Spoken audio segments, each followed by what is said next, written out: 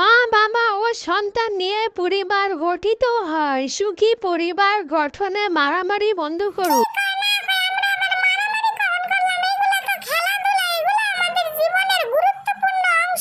সুখী পরিবারের কথা আর বললেন না। এমন সুখের সুখ এই মা মায়া সারাদিন মারামারি করে। আগে মা আমার লাগে মারামারি করতো, এখন মাইয়াও আমার লাগে মারামারি করে। দূর ওগো কাছে আর থাকতে মন চায় না। একেবারে দুর্নীতিগ্রস্ত মা এবং মেয়ে।